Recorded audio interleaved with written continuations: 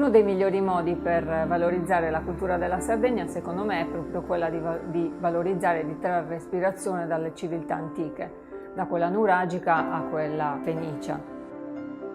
Nelle nostre collezioni, rendiamo omaggio sia a una che all'altra.